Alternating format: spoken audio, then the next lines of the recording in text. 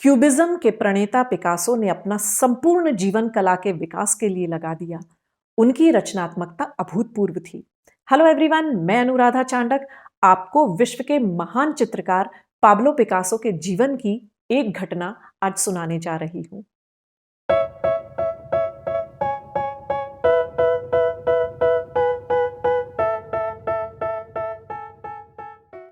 एक बार Pablo Picasso किसी काम से कहीं दूर फ्रांस में यात्रा कर रहे थे। जब रात घिरी तो किसी छोटे से शहर में एक होटल में रुकने का उन्होंने निश्चय किया। वहां के लोगों के लिए पिकासो संपूर्ण रूप से अपरिचित थे। उन्हें इस छोटे से शहर में कोई भी नहीं जानता था, लेकिन उनके जैसी ही बाहर से आई एक युवती की नजर उन पर पड़ी। वो भी उसी होटल में उतरी हुई थी। उसने पिकासो को तुरंत पहचान लिया। वो अत्यंत उत्साहित होकर उनके पास आई और बातें करने लगी। उसने बताया कि सर, मुझे आपकी पेंटिंग्स बहुत अच्छी लगती हैं। मैं आपकी बहुत बड़ी फैन हूँ। क्या आप मुझे हमारी इस भेंट के मेमोरी के स्वरूप अपनी एक पेंटिंग दे सकते हैं? पिकासो ने बड़ी ही विनम्रता से उससे कहा कि अभी फिलहाल न मेरे पास अपनी कोई पेंटिंग है और न ही कोई पेंटिंग बनाने का सामान। काश मैं आपकी इच्छा पूरी कर पाता। मैं आपके लिए जरूर फिर कभी और पेंटिंग बना दूंगा। वह युवती जिद करने लगी। पिकासो ने उसे फिर समझाया, पर वह इस मौके को हाथ से नहीं जाने देना चाहती थी। पिकासो उसकी जिद देखकर सोच में पड़ गए। करें तो करें क्या?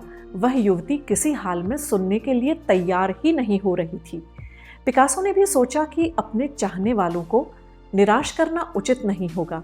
उन्होंने तुरंत होटल की जो रिसेप्शनिस्ट थी उससे एक कागज और पेन लेकर 30 सेकंड से भी कम समय में उस कागज पर आड़ी तिरछी रेखाओं में कुछ बनाया और हस्ताक्षर करके कहा कि ये लो, ये मेरी $1 मिलियन की पेंटिंग मैं तुम्हें भेंट करता हूँ। चौंकने की बारी उस युवती की थी। उसे लगा पिकासो से मजाक कर रहे हैं। वो रुआंसी हो उठी, पर वो कर भी क्या सकती थी। उनका चुपचाप अभिवादन करके उस कागज को लेकर वह अपने रूम में चली आई। अगले दिन तड़के पिकासो वहां से आगे की यात्रा पर निकल गए और वह युवती भी अपने घर लौट गई। युवती ने यह संस्मरण अपनी एक मित्र को जब सुनाया तो उसकी दोस्त ने उसका पहले तो बहुत मजाक उड़ाया, पर बाद में उससे कहा कि पिकासो ने अगर तुम्हें कुछ बनाकर दिया है तो वो भले ही $1 मिलियन का ना हो, पर एकदम मूल्यहीन तो हो ही नहीं सकता। दोनों सहेलियां एक आर्ट गैलरी में पहुंची और वहां के मालिक से मिली। पहले तो वह उस पेंटिंग को देखकर अभिभूत हो गया और फिर उसने उस युवती को वह पेंटिंग बेचने का अनुरोध किया। युवती और उसकी सहेली ने इस व्यक्ति को पूछा कि वो उसका क्या मूल्य दे सकता है, तो उन्हें बड़ा आश्चर्य हुआ कि उस व्यक्ति ने उसका मूल्य उतना ही आंका जितना पिकासो को अपेक्षित था।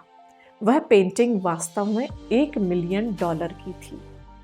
उसके बाद क्या हुआ, ये जानने के पूर्व विनम्र निवेदन अनुरोध, अगर मेरे चैनल को आपने अभी तक सब्सक्राइब नहीं किया है तो प्लीज़ मेरे चैनल को सब्सक्राइब कर लीजिए और कहानी अगर आपको पसंद आ रही हो तो लाइक भी ज़रूर करिएगा। $1 मिलियन सुनकर दोनों युवतियां चकरा गईं। जिस युवती को वह पेंटिंग दी गई थी उसे अपने व्यवहार पर ग्लानि होने लगी। उसने किसी तरह पिकासो का पता किया और आनन फानन भागी भागी पिकासो से मिलने जा पहुंची।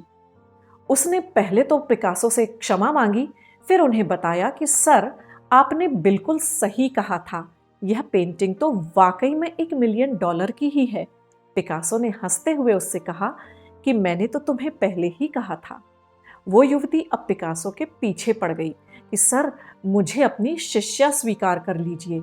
मुझे भी आपके जैसी पेंटिंग्स बनाना सिखा दीजिए। न सही 30 सेकंड, 30 मिनट में ही सही, मैं भी आपके जैसी मूल्यवान पेंटिंग्स बनाना चाहती हूँ। मैं भी आपकी तरह मशहूर होना चाहती हूँ। प्लीज़ प्लीज़ आप मुझे भी आपके जैसा ही बना दीजिए। पिकासो ने हंसते हुए उससे कहा, यह जो मैंने 30 सेकंड में आकृति बनाई है, इसे सीखने में और इस स्तर तक पहुंचाने में मुझे करीब 30 साल लगे हैं। अनगिनत रात दिन की साधना का नतीजा है ये। मैंने अपने जीवन का एक बहुत बड़ा और बहुत बहुमूल्य समय आर्ट और पेंटिंग को दिया है। तुम भी दो, निसंदेह तुम भी 30 सेकंड में इससे बेहतर पेंटिंग बनाना सीख जाओगी। वह युवती निरुत्तर हो गई। सही तो है, किसी भी सृजन के पीछे उसे बनाने वाले की कई वर्षों की कड़ी मेहनत और विराट अनुभव छुपा होता है।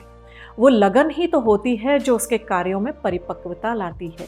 बहुत आसान होता है किसी के लिए कह देना कि अरे वो, उसका क्या, टैलेंटेड है, पर हम यहाँ ये भूल जाते हैं कि टैलेंट भी ऐसी छुरी है जिसे चमकाते रहना पड़ता है, नहीं तो एक दिन धीरे धीरे टैलेंट भी जंग खाकर नष्ट हो जाता है। अंग्रेजी में कहते हैं ना, if you don't use you will lose.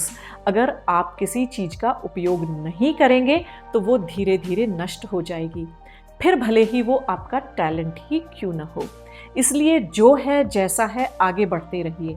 अगर समय अनुकूल नहीं है तो धीरे धीरे हो जाएगा। दूसरी बात, हम बहुत बार किसी की कृति का मूल्य चुकाते वक्त ये नहीं सोचते कि ये मूल्य सिर्फ कृति में उपयोग लाई गई वस्तुओं का नहीं है। इसमें शामिल है उसे बनाने वाले का बरसों का अनुभव, रातों का आराम हराम और न जाने कितने कितने अनमोल पल जो इस लेवल तक पहुंचने की साधना में गुजर गए। इस मेहनत की कृति के एक अंश का मूल्य जब आप चुकाते हैं तो वो केवल उस टुकड़े का ही मूल्य नहीं होता, बल्कि उसको बनाने वाले की वर्षों की मेहनत का भी भुगतान होता है। तो अगली बार जब आप हाथ से बनी कोई वस्तु खरीदें तो उस व्यक्ति के सम्मान में उसका मोल भाव न करें। यही उसकी मेहनत, लगन और प्रतिभा का सच्चा सम्मान होगा।